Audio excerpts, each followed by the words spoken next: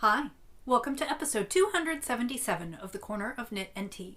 My name is Laura. I'm also known as Fluffy K on Ravelry, Fluffy Kira on Instagram and Twitter. I blog over at thecornerofknitandtea.com, and that's where this episode and every episode show notes will be. I have an Etsy shop called The Corner of Knit and Tea, and we have a Ravelry group called The Corner of Knit and Tea as well. Hi, how are you? It is Monday, May 11th.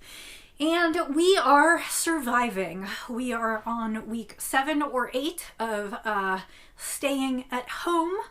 And our state seems to be doing fairly well in containing cases. I work from home normally. My husband has been working from home since mid-March and will continue to do so for quite a while to come. So for us, things are sort of stable and ongoing. I hope that things are well with you, that you and your families are well, that you're able to work, that you're able to craft, that nobody is ill.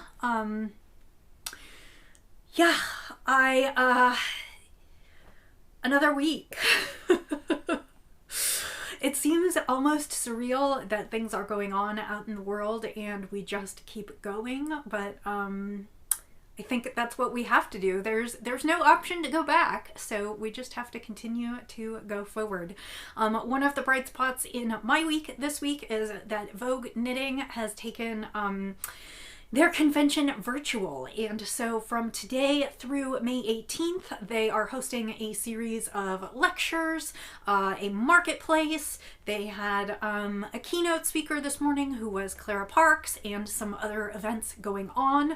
I think most of the classes are sold out at this point, but for I think it's $3.99 in US dollars, you can get access to some of the other events in the marketplace. So you should, if you're looking for something to do and you have a few dollars to spare, that would be a great place to spend it. I just finished watching the replay of Clara Parks' keynote this morning, so if you missed it, you can watch it. It is basically on an unlisted YouTube video, and once you pay, they will give you the link to it.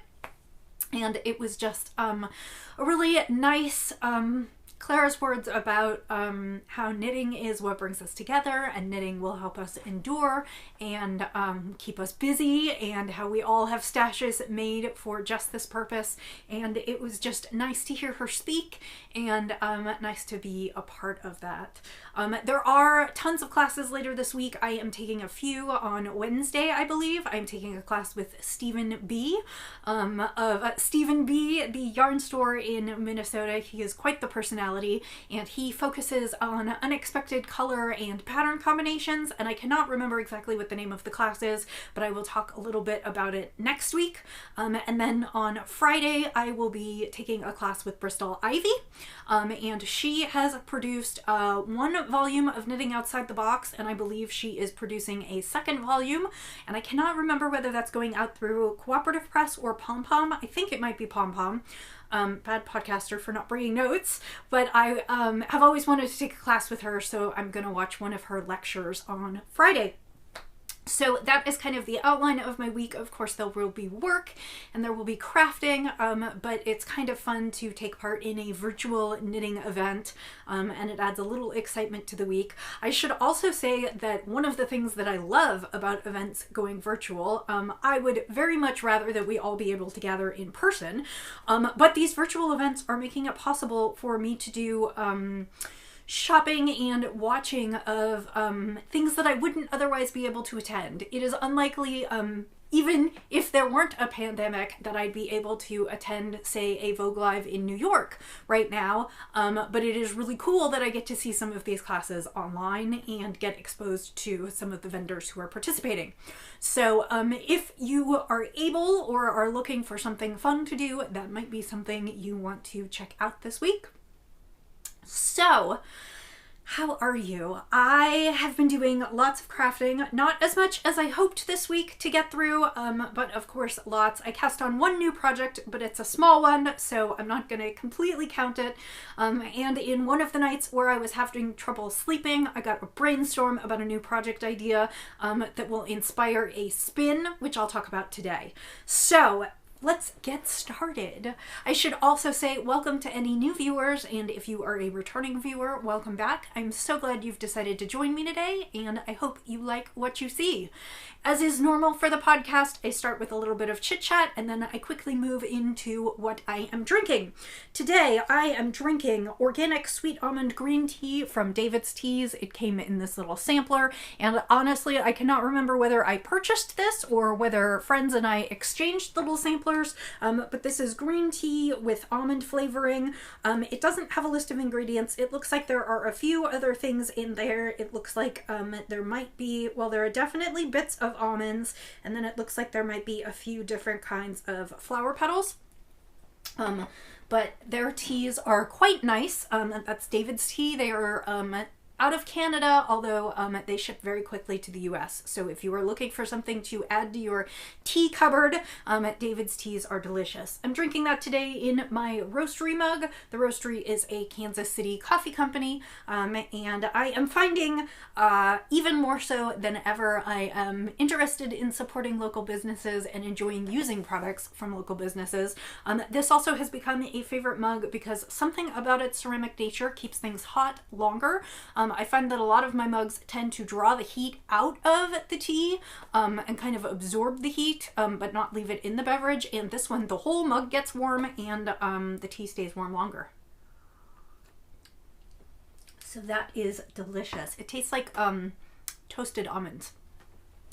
So let's talk about the knits. I will talk to you first about the two you know about, and then I'll talk about the new cast on. So, first on the list is the Breathe and Hope shawl. This was the shawl pattern that Casapinka developed for Local Yarn Store Day and released over the weekend of April 25th, 26th, and 27th. She released it in partnership with yarn stores so that if you purchased yarn from the yarn stores enough to make the shawl, you got the pattern for free. Then on Monday the 28th, she released the pattern on Ravelry, so it is available for purchase. It is a 2-color shawl and is worked in varying sections of texture and color work, and the yarns that I am using are Zen Yarn Garden, and I am knitting this up as a sample for them. I'm using their Superfine Merino fingering, which is 100% superwash merino. It comes from Italy and it is super, super luxurious and soft. And it is in, well, one of the colorways is, I always talk about this, but I'll give the quick, Zen Yarn Garden is inspired, their yarns, a subsection of their yarns are inspired by works of art. And so this year they went to Vogue Knitting Live in January in New York, which feels like years and years ago now. And they developed a series of colorways based on paintings at the Met, the Metropolitan, which is a famous art museum in New York. And so this colorway was based on a Degas painting called The Dance Class, and it involves a bunch of ballerinas in a room, and one of the ballerinas is wearing a bright red top, and the walls in the room are kind of a minty green, and then you have the brown floors and kind of cream. So that is the colorway inspired by the Met, and it is paired with a semi-solid in frosted teal. So these two go together quite nicely. I don't know that the camera picks up all the nuances of each. I do have some photos on my Instagram feed. And I have made quite a bit of progress. I believe last time I was on section 3 or 4. This is a shawl that starts at a point and works through a variety of sections and textures, and then ends up at a longer end. So it's an asymmetrical triangle. I started up at the top in section 1 and 2 with sort of some garter and brioche patterning, and then section 3 is this section that looks like vertical bands of color, and this is kind of a repeating motif throughout the shawl. Section 5 was a larger section of brioche. Section 6 was again a repeat of section 3, which are these vertical bands of color. Section 7, let me think about this. No, I think this is section 6. I think it's 3 and 5, sorry, are the vertical bands of color. Section 6 is again brioche. Each of these brioche sections are slightly different patternings than the previous section. Basically, she alternates which rows are stockinette and which rows are garter and which rows are brioche and the color patterning. I just finished section 7, which was another of the vertical bands of color. I have sections 8, 9, and 10 to complete. 8 is another section of brioche, 9 is another section of the vertical bands of color, and 10 is actually only a few rows long and goes right into the bind off. So I basically have 2 more long sections to complete and then several rows towards the bind off. So I have made some nice progress. It is going to be a sizable shawl. The only thing about this shawl that I'm a little concerned about, but I'm hoping blocking will forgive a multitude of sins, is that as you can see, the sections that are banded are a little bit tighter than the sections that are not. Now, we do change needle sizes. The shawl is worked on 2 varying needle sizes, and the banded sections are worked on a larger needle. So I am hoping that when I wash and block, everything will relax and lay nicely. So far, that is my only misgiving about the shawl. Otherwise, it is well written. It is pretty easy to follow, and I like the color play between the colors. I'll try and show you some of that. You can see the colors much more clearly if you look at my Instagram, and I have a couple photos on there of the shawl in progress. So my plan is to finish this up over the next few nights. The brioche section is fairly long, but then the banded section I usually knit in one night, and the bind off section shouldn't be anything too big. So I'm hoping that I will be done with this in the next couple nights, block it, and then show it to you next week. As you can see, I still have probably between 1/4 and 1/3 of my yarn left, so I still have some yarn left to knit. The pattern just calls for 2 skeins of fingering weight and approximately 800 yards. These are 400 yards apiece, so it should be good to go. And I am knitting that on the needles called for, and so far I have made no modifications. So I will hopefully have that as a finished piece to show you next week. And that is Breathe and Hope by Casapinka. So the next thing on my needles, and I still won't be able to show you, it won't show up super well because of the fact that I have it on a small needle, is I am working on a weekender. The weekender is a pullover designed by Andrea Mowry, who is Drea Renee Knits, and it is knit in a worsted weight. It calls for a worsted weight. I'm actually knitting it in an Aran weight, which is some yarn that I had from a trip to Rhinebeck that I took 3 years ago? 4 years ago? I cannot remember the year. I think 2016. And I had turned it into a sweater that just wasn't working for me. So last year I went ahead and ripped it out and returned the yarn to yarn so that I could go ahead and knit another sweater out of it. The yarn is by a dyer who unfortunately is no longer dyeing. It is Spirit Trail Fiberworks, and it is the Zalti base, which is a wool. I think it's a merino. It's not superwash, and I confess I still did not go back and look up what the content is. I will do that for next time. In this bright blue colorway that is absolutely gorgeous. It reminds me of hydrangeas, like deep dark hydrangeas, and I just absolutely love this blue. I don't think the colorway was named. Zalti came in oversized skeins of 600 yards a piece, so I am using 2 of them. My size, the sweater for my size in the pattern, I am knitting a 48 inch. I'm knitting the 48 inch, which is to accommodate 10 to 12 inches of ease around my bust of a 38. It's roughly like the medium size, which is typically where I end up. And it calls for 1,130 yards. So with a margin of 70 yards, I hope I'm safe. And I have been knitting the shawl. Haha. The sweater is actually done in reverse stockinette. However, since reverse stockinette would mean that I would purl every single round, the sweater is actually knit inside out so that you can knit most rounds. And then it just has some nice details. So let me try and show this to you. It is all scrunched up on the needles because I am using a 24-inch circumference needle. My choices were either a 24-inch circumference or a 60-inch circumference, and I decided I didn't want to magic loop this. So the sweater begins with a split hem, which you then join to work in the round, and it is a very, very simple, as I said, it is trying to get all my tails out of the way here. It is a very, very simple knit. It is knit in reverse stockinette, and then on the front and back it has this slip stitch detail. So I am alternating balls of yarn. I am running the alternating up the side where you can kind of sort of see it a little bit, but I'm hoping with blocking it will block out. Here's where I'm alternating my ball. You can kind of see a little bit of a line there, but I'm hoping that once I block it out, it won't be too noticeable. It'll be under the armpit, so I'm not really concerned. I need to get this to, I believe, 15 inches from the back hem, which is slightly longer than the front hem. So I still have a ways to go, but for only working on this for about a week and working on it sort of in the in-between times, I don't think I'm doing too badly.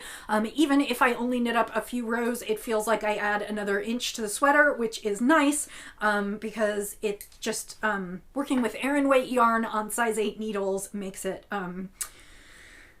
nice. I haven't made any modifications except that I am on a needle one size smaller than the pattern calls for. It did that because I am using Aran weight yarn.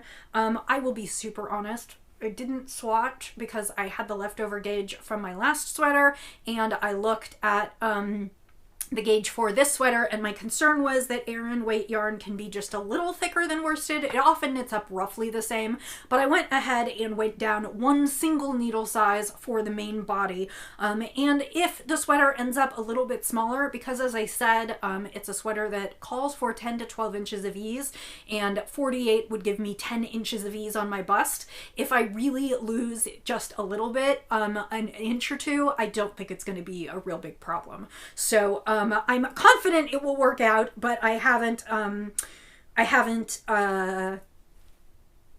suppose I could check my gauge now and see what I'm getting, but I believe I'm doing just fine. Yeah, I think I'm doing just fine. So, that is what I've got going on. That is the Weekender. I'm tentatively calling it my pandemicer, just because it is what I'm knitting during the pandemic. And as I've said in past podcasts, I find stockinette and garter, just plain knitting in the round, to be super soothing. I have been working on this while I have been reading and watching. And actually, if you'd like to know what I'm reading and watching, I will talk about that in a few minutes, just to add a little something. But so yes, that is what I have been working on, and I am just super, super pleased with it. It's just a nice soothing knit, and even though one would think that we wouldn't need sweaters, along with the East Coast, we got kind of a cold snap this week, and it has been in the 30s and 40s at night and in the 50s during the day. So it has not been super warm here. I believe it's going to warm up this weekend, but it somehow made crazy sense to cast on for a worsted weight sweater now. So that is what I'm working on. My third work in progress was just kind of a quick cast on. It was because I'm working on these two slightly larger projects, and I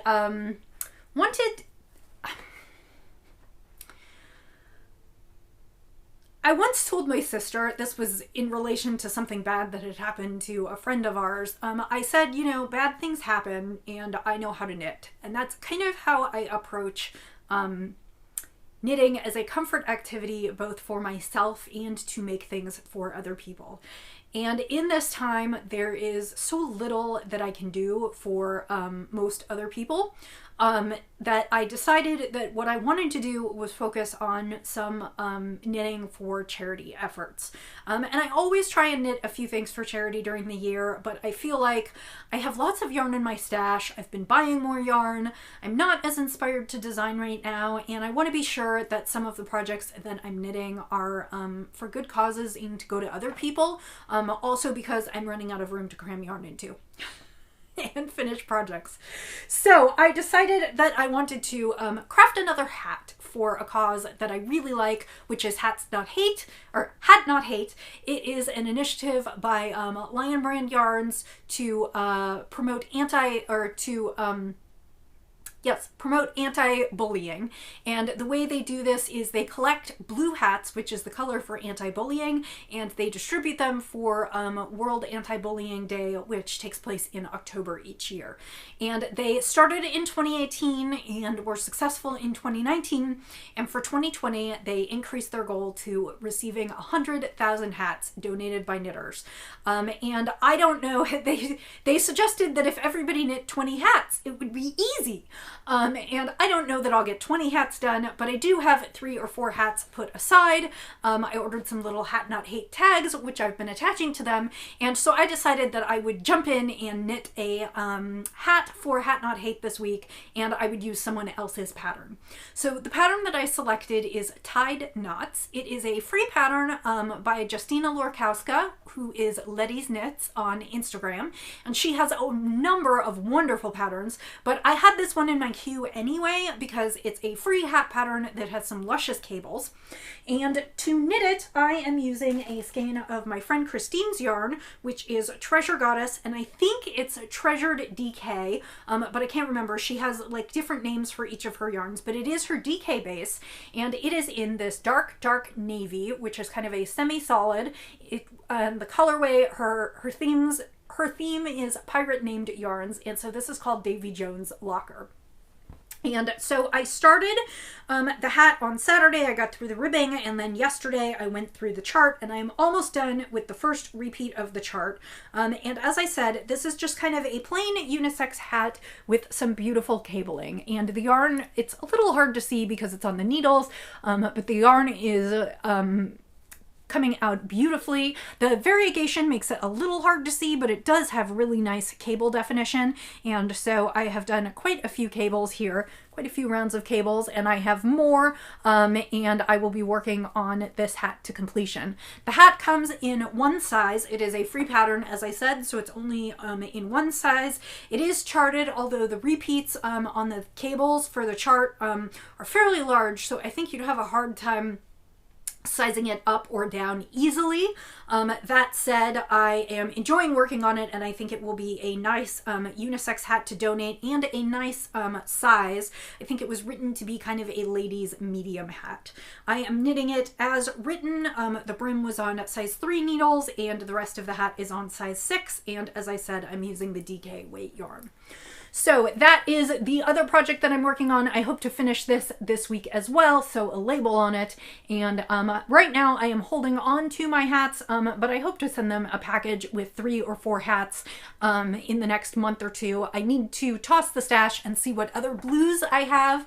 I know I do have some turquoise, so I'll probably use that. I have a turquoise fingering weight that I can double, and I'm not sure what else, or I guess I could do a single. I could do like a sockhead hat or something like that. I'm not sure exactly what I'll do, but like I said, I was inspired to knit more hats for charity, and so that is what I am working on. So those are my 3 current whips. I know that when I finish this one, I will probably have another sample to put on the needles. I know that when I finish the sweater, I have another sweater in 2 other sweaters in progress to get back to. So lots on my needles, lots going on. And I think I'll probably just try and intersperse with some smaller quick projects just to keep me going. I suppose I could start on the kids' hats for winter too. Lots and lots to knit. So spinning wise, last week I showed you a beautiful bunch of fiber. I guess I didn't braid it up, but a beautiful bump of fiber from Three Waters Farm in the colorway Marin's Pencils. It is kind of dark purples and like a slate gray and then bright colors. I decided to spin that in a fractal spin, and I do not have it here to show you because I am working on kind of maybe the last third of the fiber.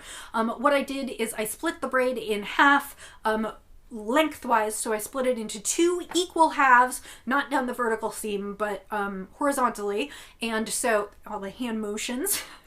And one half I split into lots of tiny strips. I think it was either 4 or 5, and one half I'm spinning straight through, so it will create rough stripes as I go through, some longer repeating stripes and some shorter repeating stripes. So I'm not sure what my plan with that one is yet. It will probably go in the shop. It is bright colors and just absolutely beautiful. And I just wanted some beautiful fiber to spin, and she had some in her shop. So I checked out and brought it home, got it mailed to me, and worked on it. For my next spin, I actually have an idea about the project that I want to make, which sometimes I do and sometimes I don't, but here goes. I was lying in bed awake one night and thinking about projects that I wanted to knit. And Tina of Freya Fibers just released a new shawl pattern called Passeggiata, and it is it's knit horizontally. It is a scarf, and it's a chevron scarf. I should have brought my phone so that I could show you, but it is knit horizontally, so it's a long piece and you're knitting chevrons throughout the scarf. And she designed it to be used with her minikins, which are small gradient balls of yarn. She has taken her gradients down to small size, and I think they're each about, let me think about this. I think they're each about 70-ish yards, 70-ish, 80-ish yards, and they're just tiny, and each of them is a little gradient. And she puts them together into packages that she calls palette packs, which are 9 of them, and the shawl is written for 9 of these minis, so it's a total of about 960 yards. And the deal is that you get lots of color changes and gradients throughout this, and when you knit them in really long when you're knitting really long on the horizontal, they're real thin stripes. Anyway, I was trying to decide, I really kind of want to make it, but I also have so much yarn in my stash, and I was trying to decide what I should do, whether I should just go ahead and order her yarns or what, and then I realized that I have the perfect fiber in my stash to spin for it. So I know you've seen me spin some things before. Lots of fiber dyers offer bits and bobs, and they all call them different things. These happen to be from Nest Fiber Studio, so they are called nestlets. And what they are when dyers dye large quantities of fiber, they often go ahead and, through their quality control, separate the fiber into distinct repeats. And so sometimes there's a little bit at the end of one bump of fiber, or a ton, half a braid here, or an ounce there, or little bits and pieces from all of their different braids. And it's all this fiber that can either be used sort of as seconds, and you can group them up and sell them together as one colorway, or you can grab all your little bits and pieces and throw them in a bag and sell them to customers who will be very happy to buy them. And so this is lots of different bits and bobs of fiber. My guess is they're about either an ounce or an ounce and a half a piece. And so what I have here is, my guess is, I shouldn't say an ounce and a half. My guess is they're about an ounce a piece. And so what I probably, this is 5 ounces. The package is labeled. Duh. Okay.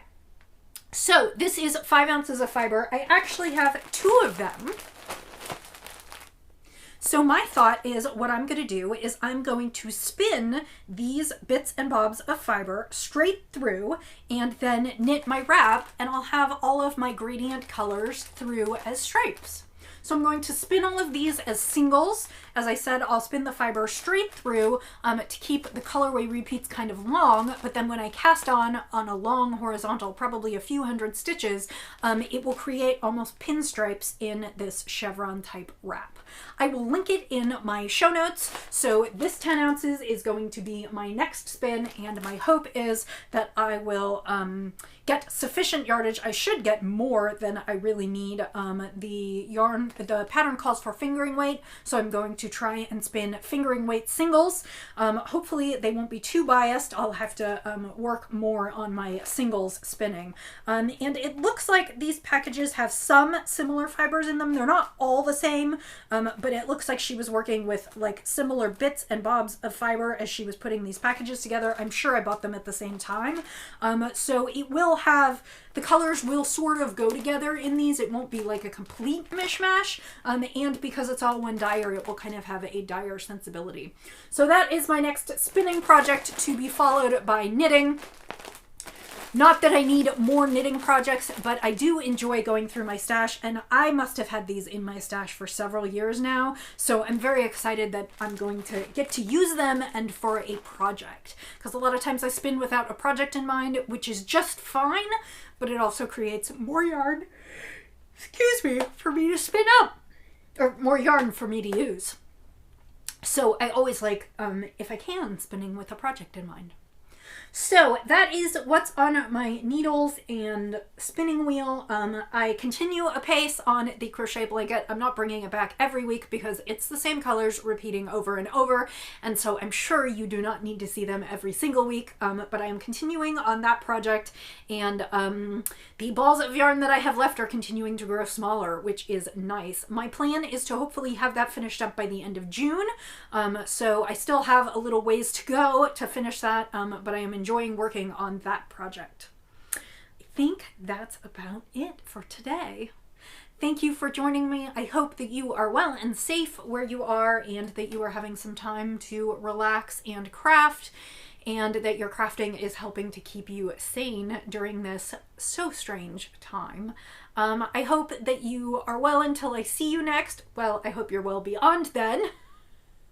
But until I see you again, I will say, as I always do, happy knitting, happy spinning, happy sipping, and I'll see you next time. Bye.